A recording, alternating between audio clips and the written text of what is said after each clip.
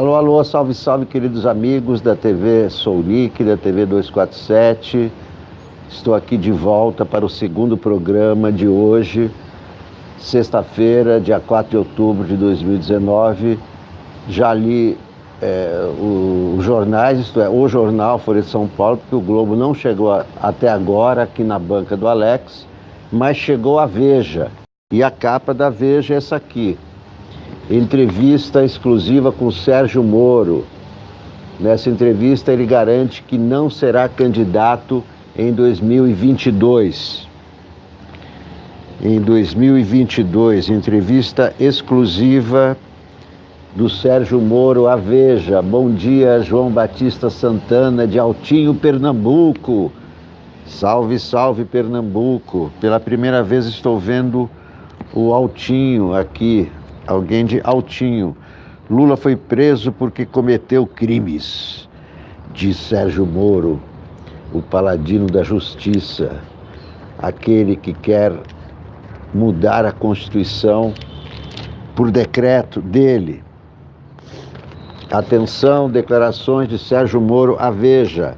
Meu candidato em 2022 é Bolsonaro, portanto, ele já fez o acordo com o Bolsonaro de que retira a sua candidatura em 2022 e deixa o caminho livre para a reeleição. Eu digo ao presidente que essas notícias sobre uma eventual candidatura minha são intrigas. Ele sabe que eu não vou ser candidato. Primeiro, por uma questão de dever de lealdade. Como é que você vai entrar no governo e vai concorrer com um político que o convidou para participar do governo? Isso foi o que fez o Temer, não só concorreu, como derrubou a Dilma. Também não vou me filiar ao Podemos, nem vou ser candidato a vice. Não tenho perfil político partidário. Meu candidato em 2022 é o presidente Bolsonaro, e pretendo fazer um bom trabalho como ministro até o fim. Olhem que abraço indecente do Jair Bolsonaro em Davi Alcolumbre. Isso não é um abraço, é um carinho explícito. Onde está a separação dos poderes? Vejam o abraço, mais o abraço indecente do Bolsonaro. Qual foi o exagero da Lava Jato? Pergunta a Veja. Não houve excesso, ninguém foi preso injustamente. Essa é a versão, claro, do Moro. Opinião de militante político não conta, pois desconsidera as provas. A sociedade tem de consolidar os avanços. As pessoas falam em excessos, mas qual foi o excesso da Lava Jato? Precisa perguntar. Afrontou a Constituição o tempo todo, prisões preventivas prolongadas, prisões preventivas que torturaram os presos, divulgação de vazamento de telefonema da Presidente da República, vazamento de depoimentos da Lava Jato, ilegal, o juiz compactuando com a acusação, o Moro atuando com a acusação em detrimento da defesa, e ele ainda pergunta quais foram os excessos. Ele não sabe quais são os excessos ou está tirando um sarro da gente? Essa entrevista do ex-procurador Janot é coisa dele. Já desqualifica o depoimento de Janot mostrando os excessos da Lava Jato. O Janot disse em seu livro explicitamente que os procuradores estavam caçando Lula e não fazendo justiça. Esses foram os excessos da Lava Jato.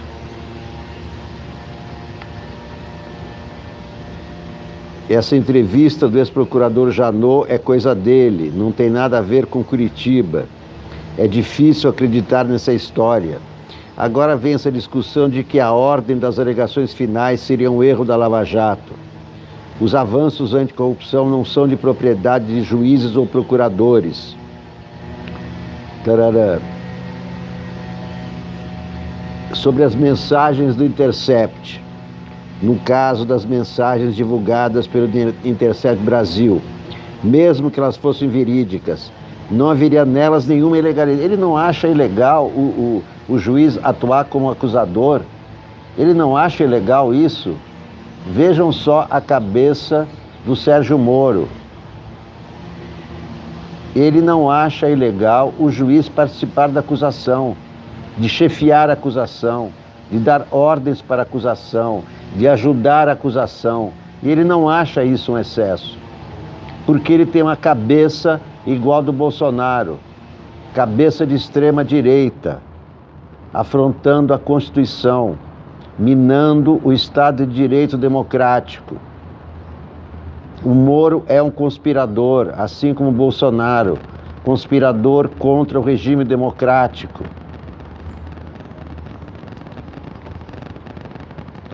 Onde está a contaminação de provas? Não há. É uma questão de narrativa. Houve sim exagero da imprensa. Ele acusa a imprensa, como o Bolsonaro, como os caras de extrema-direita fazem. A culpa é da imprensa e não dele, que cometeu excessos,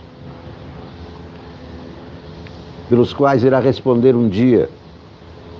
Onde está a contaminação de provas? Não há. É uma questão de narrativa. Houve sim exagero da imprensa. Esse episódio está todo superdimensionado. A Polícia Federal está investigando as pessoas que invadiram os celulares. Não está descartada a hipótese de que houve interesses financeiros por trás desse crime. Que interesse financeiro? Quem lucrou com isso? Ninguém. Isso é uma falácia, acusação infundada, como a acusação do triplex do Lula. Esses hackers, pelo que já foi demonstrado, eram estelionatários. E daí? Eram estelionatários, mas nesse caso não foram estelionatários. Estou bem tranquilo com minha consciência quanto ao que fiz em relação a Lula. O ex-deputado Eduardo Cunha também diz que é inocente. Ele protegeu Eduardo Cunha, ele protegeu Fernando Henrique, ele impediu a delação do Eduardo Cunha, cometeu vários excessos, cometeu várias ilegalidades, pelas quais irá responder. Aliás, na cadeia todo mundo diz que é inocente, mas a Petrobras foi saqueada. Sempre que há um julgamento importante, dizem que a Lava Jato vai acabar. Há um excesso de drama em Brasília. As pessoas pensam tudo pela perspectiva do Lula. Embora seja possível que o julgamento do STF sobre a ordem das alegações finais leve à anulação da sentença sobre o sítio de Atibaia.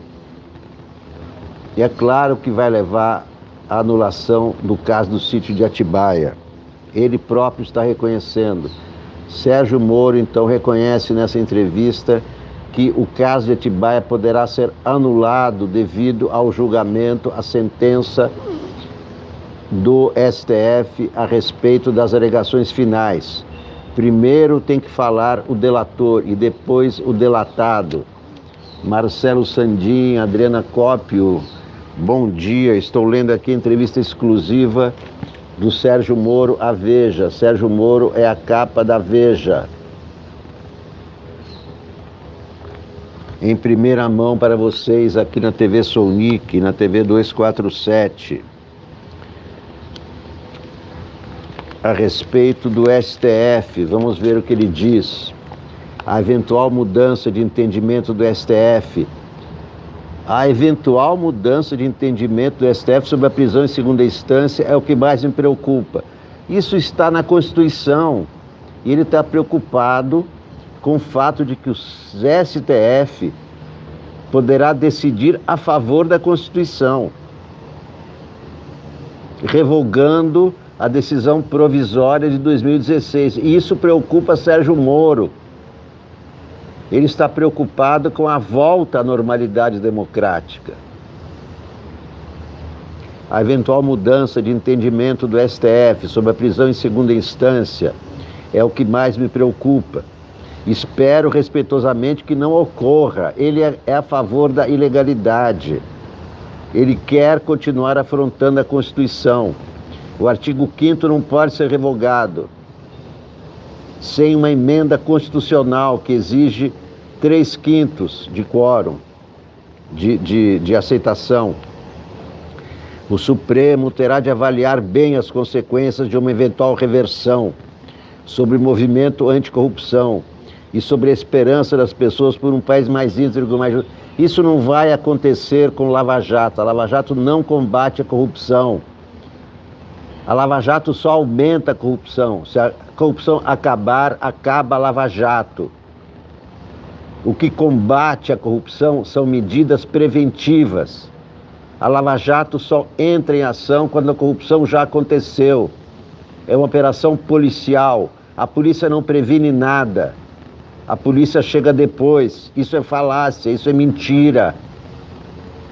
A Operação Lava Jato não combateu a corrupção, combateu a democracia, combateu a economia, diminuiu o PIB brasileiro, provocou desemprego, desgraça, luto e miséria.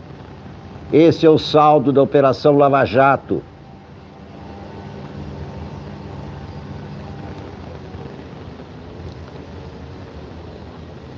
A respeito de pedir ou não demissão, disse Sérgio Moro: Brasília é uma cidade onde as intrigas ganham uma dimensão irreal. As mais recentes afirmavam todo dia que eu estava saindo do governo. Há dentro do governo, no Congresso e no Supremo, interesses múltiplos que nem sempre são convergentes, mas não entendo muito a lógica dessas intrigas.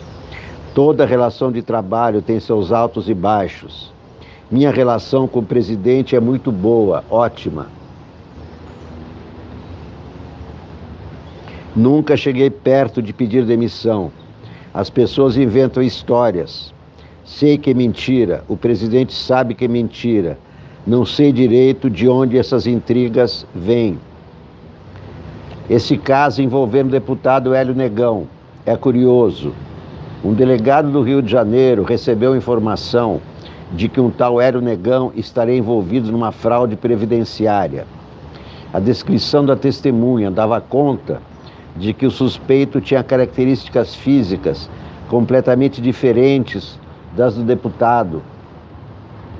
Espalhou-se que a Polícia Federal estava investigando ilegalmente o deputado com o aval da cúpula. Foi mais uma tentativa de me indispor com o presidente.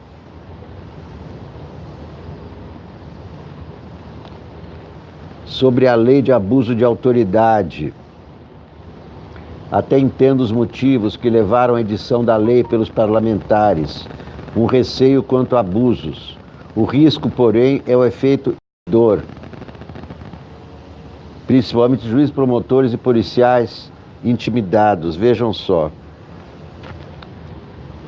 O combate à corrupção é uma conquista da sociedade nos últimos anos. Balela, mentira, populismo, demagogia. Esse Sérgio Moro é um demagogo. O Brasil foi elogiado no mundo inteiro pelos avanços. Eu não vi nenhum elogio. Quem tem que elogiar a operação são os brasileiros que não elogiam, sabem a desgraça que essa operação causou ao país. Derrubou a Dilma, prendeu Lula, abriu caminho para a eleição da extrema-direita, fechou empresas, fechou empregos, diminuiu o PIB. Quais foram os benefícios da Lava Jato? Me apontem um benefício. Moro mentiroso. Não tem nada sobre o Queiroz aqui. Vestiu uma camisa pirata e um chinelão. Tirou foto no Alvorada muito doidão. Mandou preparar a marmita com feijão e arroz. E sorria quando o Flávio dizia: só falta o Queiroz, só falta o Queiroz. Quais são os riscos à democracia do governo? O balanço desses primeiros meses de governo é positivo. Para ele é positivo. Claro, ele é ministro, está lá ganhando seu salário de ministro e mandando. Então, para ele é um saldo positivo. A taxa de homicídios tem caído. Vejam só no Rio de Janeiro como a taxa de homicídios tem caído, né? A Ágata assassinada, o músico assassinado. Os homicídios estão caindo. É o Bolsonaro que está caindo. Bolsonaro vem caindo, seu Ibope derreteu, com as pesquisas que vem vindo. ele vai pro beleléu. Um presidente tão mau, que tem o Moro, mas não tem moral. E o Moro também não é moral nenhuma. O Moro é imoral, juiz imoral. Moro, um juiz parcial, só absolve os seus e condena sem ter certeza. Mas que torpeza no seu governo, tem Laranjal, Paulo Guedes Mourão. Não, no seu governo, tem Laranjal, Sérgio Moro e Mourão, Paulo Guedes e uma ministra chamada Tereza. O balanço desses primeiros meses de governo positivo. A taxa de homicídios tem caído. 7.000 pessoas deixaram de perder a vida. Que cálculo é esse? 7.000 pessoas deixaram de perder a vida. Que isso? O Brasil é campeão mundial em homicídios. 50.000 por ano. Isso é número de guerra civil. E eles dizem que estão caindo os homicídios porque 7.000 pessoas não perderam a vida. São incompetente, mentiroso. A queda da taxa de homicídios também é trabalho do governo federal. Mas o governo federal só estimula o ódio, só estimula a matança. Como é que a taxa de homicídio diminuiu? Diminuiu quanto? 50.000 homicídios por ano. Isso é um recorde mundial. Um recorde infame do Brasil. Falam em risco à democracia. É um exagero. O governo não tem o controle do Congresso, não tem o controle do Judiciário. A imprensa fala o que ela quer. Qual é o risco à democracia? O risco à democracia é que ele está minando a imprensa, é que ele está querendo subjugar o Poder Judiciário, ele está rumo à ditadura. Será que o Moro não percebe? Ou é muito ingênuo ou é muito mentiroso. Essa é a entrevista do Sérgio Moro à Veja. Se eu soubesse que era isso, nem tinha comprado a Veja. Mas já que estou aqui, com a Veja nas mãos, o cacique está na guerra. Raoni na Veja, que belíssima foto, belíssima imagem do Raoni. Agressões de Bolsonaro ao cacique Raoni deram impulso à campanha do líder indígena para receber o Nobel, prêmio inédito no Brasil. Raoni, sou contra o plano do governo e por isso sou atacado, mas não vou desistir, vou até o fim. Consta no passaporte de Raoni que ele nasceu em 20 de agosto de 1932, ou seja, teria hoje 87 anos. A indicação de seu nome ao Nobel foi pensada desde o início de 2019 por um grupo de acadêmicos ligados à Fundação Darcy Ribeiro. Raoni foi informado dessa iniciativa em maio. A Fundação Darcy Ribeiro vem buscando apoio até de governos estrangeiros para cacifar o nome de Raoni. E no Brasil, artistas como Caetano Veloso já aderiram ao movimento. Um dos responsáveis por transformar o cacique em uma personalidade internacional, o cantor Sting, declarou à Veja que não há momento mais apropriado para o cacique vencer o Nobel. O mundo científico corrobora agora o que Raoni soube durante toda a vida. E vemos muitos líderes mundiais em negação patológica sobre os perigos que o planeta está enfrentando. É absolutamente essencial que Raoni seja homenageado publicamente dessa forma. O vencedor da edição 2019 do Nobel da Paz será anunciado no próximo dia 11. 11 agora de outubro? Graças ao barulho recente em torno de Raoni, o nome do cacique apareceu em sites de apostas do exterior, que não tem, obviamente, nenhuma conexão com a Academia da Noruega, mas servem de parâmetro para a popularidade de alguns líderes. Essas páginas prometem pagar 11 vezes mais o dinheiro investido por quem acertar a vitória de Raoni. A grande favorita é a ativista sueca Greta Thunberg, que paga 1,6 para 1. O cacique conta que seu pai o alertava desde criança de que caberia a ele fazer a mediação entre brancos e o povo caiapó, de tradição guerreira.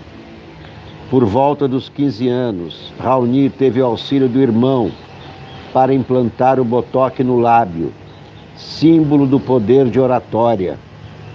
Já como um jovem líder de sua aldeia, em 1954, avistou pela primeira vez os forasteiros brancos. Puxa vida, estão cortando grama, por isso esse barulho chato. Cortando a grama aqui no parque. Os irmãos Vilas Boas haviam encontrado o povoado em que ele vivia. Com os Vilas Boas, Raoni aprendeu português e partiu em expedição para a região do Xingu. Começou a ter exposição internacional com um documentário que levava seu nome. Na Constituinte, com a bandeira brasileira em mãos, fez um discurso histórico pelos direitos indígenas. Não somos donos disso aqui. Nós somos donos disso aqui. O Brasil é nosso, declarou. Em 1989, apresentado por Dutilé ao cantor Sting, empreendeu uma turnê por diversos países. Ao retornar ao Brasil, logrou seus maiores feitos: a homologação das demarcações de duas terras, dos Caiapós e do Parque do Xingu. Mais recentemente, falou grosso contra Lula e Dilma, por ocasião das obras da usina Belo Monte.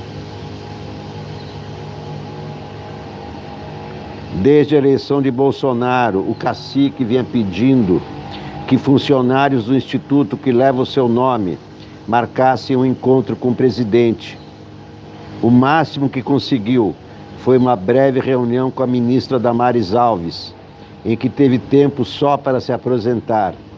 Por isso, Raoni se revoltou quando foi atacado pelo presidente. Após o discurso de Bolsonaro na ONU, solicitou uma reunião com o presidente da Câmara, Rodrigo Maia. Em um encontro de 40 minutos, Raoni disse que o Brasil não tem só um presidente, mas presidentes de vários poderes.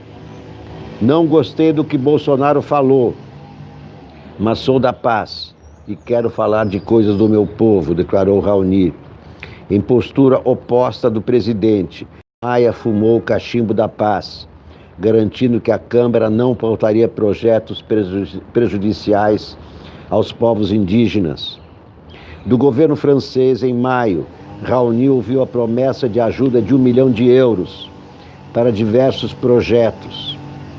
Os ataques de Bolsonaro também reverberaram em Peixoto de Azevedo, Mato Grosso, onde fica a sede da organização. Funcionários retiraram os adesivos que identificam o carro do Instituto para evitar atos de violência. Desde a campanha, Bolsonaro vem ameaçando não demarcar nenhuma terra indígena em seu governo e já manifestou interesse de abrir as áreas para mineração.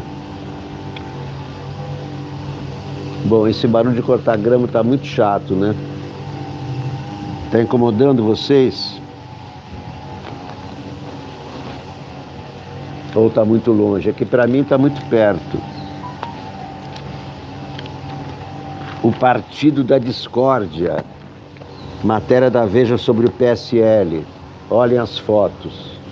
Joyce Hasselmann, Major Olímpio, Carla Zambelli, prestando continência. Deputada prestando continência num governo civil e democrático. Controvérsia em torno da candidatura de Joyce Hasselmann na Prefeitura de São Paulo expõe a ânsia de poder do PSL, que tem 20 deputados de olho nas eleições municipais de 2020. Joyce Hasselmann foi uma das principais vozes do bolsonarismo na eleição de 2018. Tornou-se a deputada federal mais votada da história do país e virou líder do governo no Congresso. A fim de aproveitar a onda de popularidade, tenta agora se cacifar para disputar a Prefeitura de São Paulo. Só falta combinar com o partido. A forte oposição vem da família presidencial.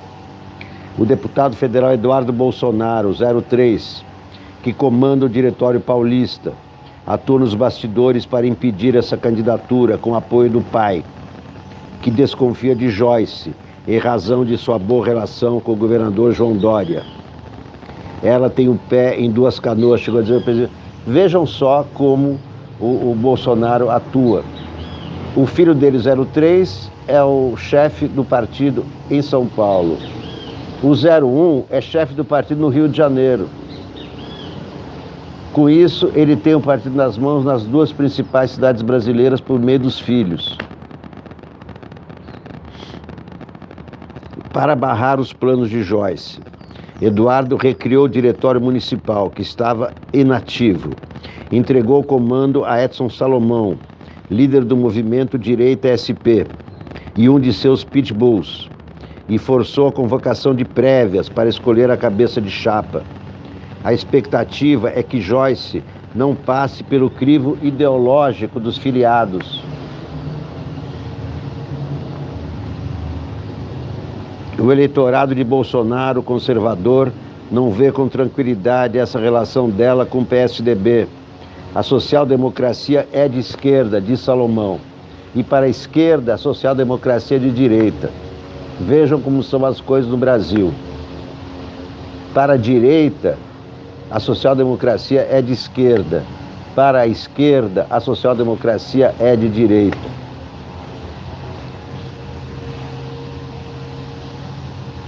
Do lado de Jorge está o senador Major Olímpio. Com essa direção incompetente do PSL São Paulo, a tendência é não ter candidato ou lançar um Zé Ruela. Bolsonaro vai passar vergonha em São Paulo, critica Major Olímpio. Joyce, por sua vez, reafirma que será candidata, mesmo que tenha de deixar o PSL. Já conversa com o PRTB do vice Hamilton Mourão e ataca abertamente Eduardo. Não dá para olhar o partido como se fosse um jardim de infância, com um monte de criança birrenta que pensa em seu próprio umbigo. O que está acontecendo é quase um golpe branco. A Guerra Paulista, um ano da eleição, é o exemplo mais cintilante da disputa que se anuncia no PSL. Pelo menos 20 dos 53 deputados federais sonham com prefeituras, apostando no ainda alto cacife eleitoral de Bolsonaro. Outra capital onde já há encrenca é o Rio. Deputado estadual, Rodrigo Amorim foi lançado pré-candidato por Flávio Bolsonaro, o presidente do PSL no estado, mas foi atropelado por Bolsonaro pai, que optou pelo deputado federal Hélio Lopes, o Hélio Negão. Soldado não escolhe missão, cumpre, diz Lopes. Fui vice na chapa do Flávio, na candidatura à prefeitura em 2016. Trago esse recall da última eleição. Fui o mais votado da capital, rebate Amorim. A ironia na revoada no PSL é que todos foram eleitos pela primeira vez, embalados pelo discurso da renovação, mas já cedem a uma chaga da velha política, o carreirismo eleitoral. Vivemos numa democracia. Quem vai balizar se essa prática é da velha política é o povo, diz o delegado Valdir, líder do PSL na Câmara. Júnior Bozella, deputado federal e pré-candidato em Santos, deixa claro que a ideia é aproveitar a boa fase.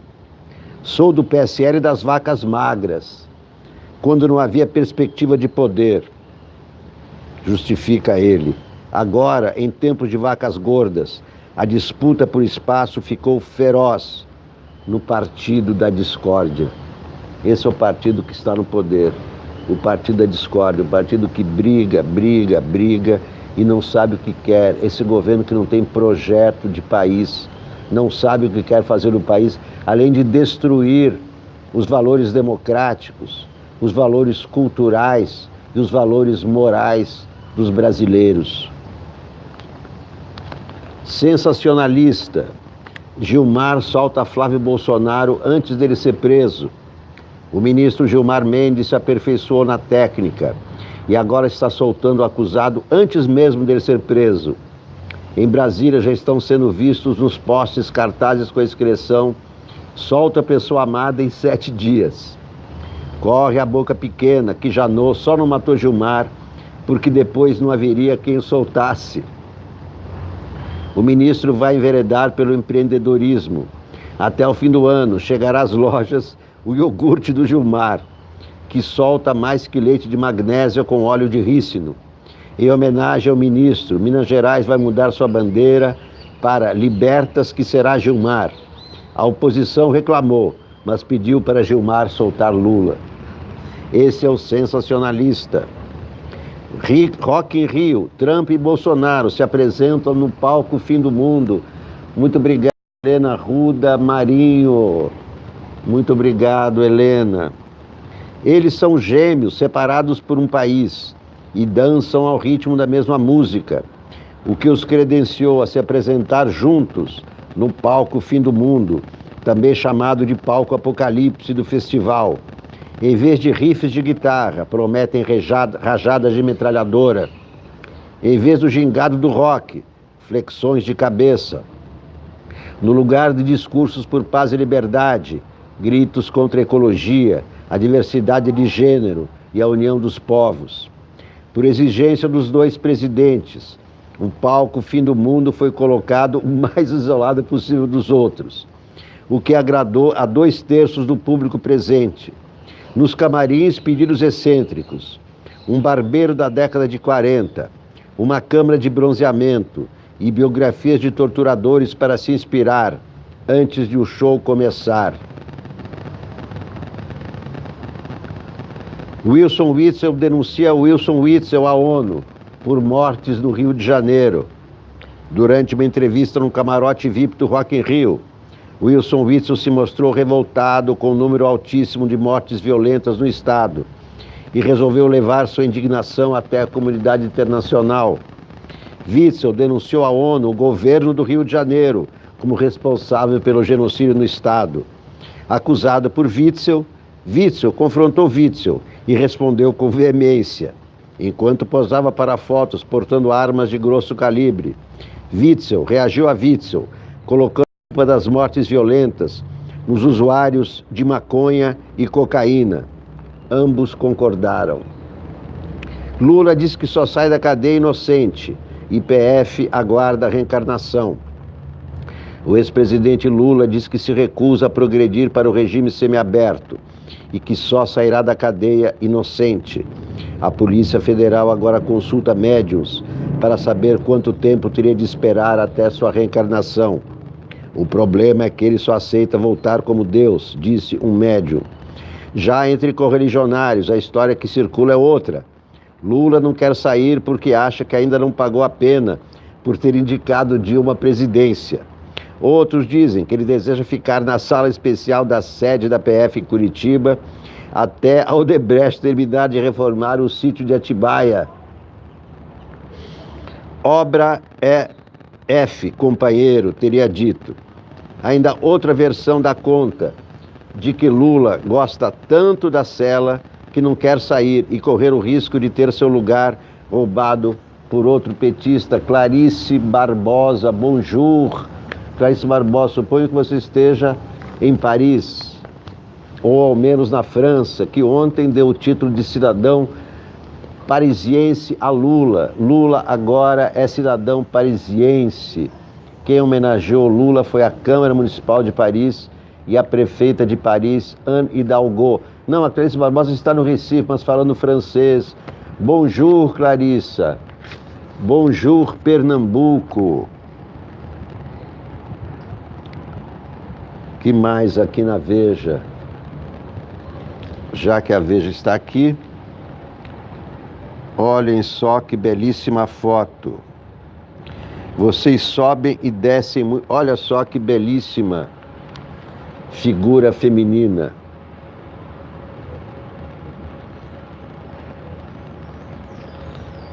Ela chama-se Jack Cruz. Ela é a flaca da Orange is the New Black, sei lá o que é isso, que marcou presença no Rock in Rio, dando sua explicação para os bumbuns tão bonitos dos cariocas.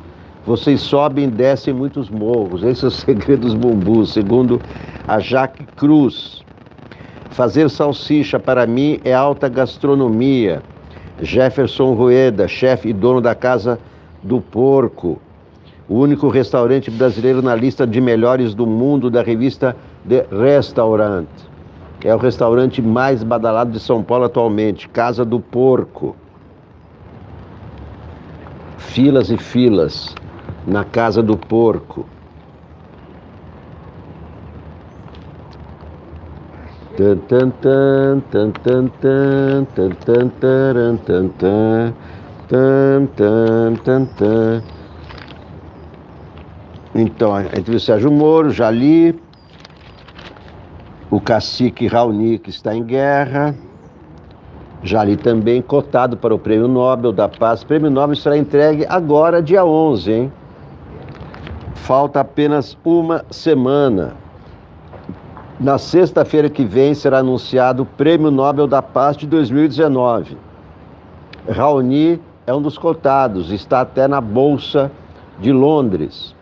Mas a principal concorrente é Greta Thunberg, a menininha que comanda os protestos pelo clima no mundo, pelo fim da poluição no mundo, pelo fim do aquecimento global. Greta Thunberg. E eu acho que a Greta Thunberg será a grande vencedora. Não tenho dúvida. O que vocês acham? Raoni entrou no páreo agora, mas a Greta já está há bastante tempo comandando protestos mundiais. Que ela começou sozinha, faltando às aulas às sextas-feiras para protestar contra a poluição, para protestar contra o aumento do aquecimento global. A Greta Thunberg deverá, eu acho, ganhar o Prêmio Nobel da Paz. Aqui tem mais uma matéria de crime, um monstro do Cerrado. O Wellington Ribeiro da Silva, suspeito de 54 estupros em Goiás. Vejam só como o crime está caindo. O Moro acabou de dizer que os homicídios estão caindo. E os estupros estão caindo? Um estupro a cada hora no Brasil. Ivana Amar, Lula não está mais no páreo. Olha, pelo que eu li, Raoni está no páreo, tanto que está na Bolsa de Londres. Sobre Lula não tenho notícias. Mas eu acho que vai ser a Greta, porque é o nome mundial atual. É a Greta Thunberg, né? Raoni tem um grande valor, tem 89 anos, é um grande candidato, assim como Lula é um grande candidato. Mas não há dúvida que a Greta Thunberg movimentou o mundo.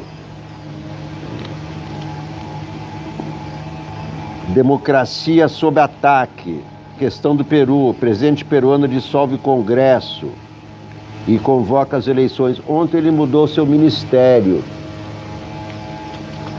e aplacou a crise.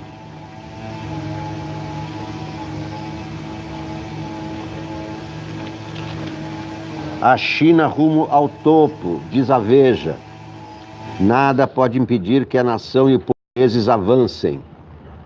Assim falou o presidente Xi Jinping na porta de Tiananmen, o mesmo local onde Mao Tse-tung proclamou a fundação da República Popular da China, exatos 70 anos antes, em 1º de outubro de 1949.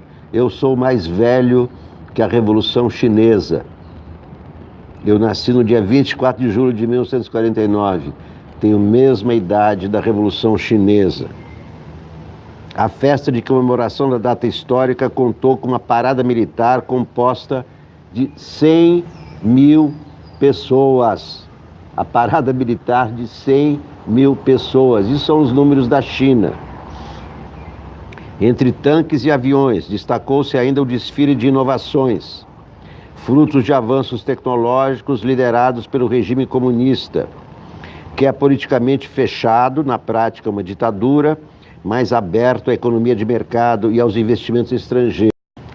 Então, a propriedade privada não foi abolida, quer dizer, voltou a valer na China. Na China existe propriedade privada, embora fiscalizada pelo governo. Existe um partido único, é o Partido Comunista, portanto é uma ditadura, não há eleições, mas não, a abolição da propriedade privada, que é um dos princípios do comunismo, apregoado por Karl Marx, não vale na China. A China está entre o comunismo e o capitalismo. Atualmente, mais capitalismo que comunismo. Para chegarem ao topo, os chineses investiram pesado em educação. Entre 2010 e 2015, injetaram 250 bilhões de dólares ao ano no ensino superior, realizado tanto em universidades locais como pelo envio de alunos a instituições internacionais. Nenhum país chega ao topo, nenhum país cresce sem investir em educação. Mais uma prova, a China é mais uma prova de que sem educação, sem investimento em educação, o país não chega a lugar nenhum.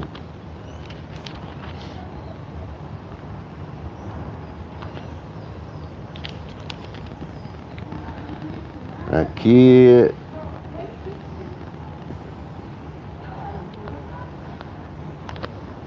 vamos ver a última página da Veja. Lula livre, Roberto Pompeu de Toledo. Vamos ver o que diz Roberto Pompeu de Toledo sobre Lula livre. O mundo gira, a Lusitana roda. E eis que nos últimos dias a turma do Lula livre se converteu ao Lula preso.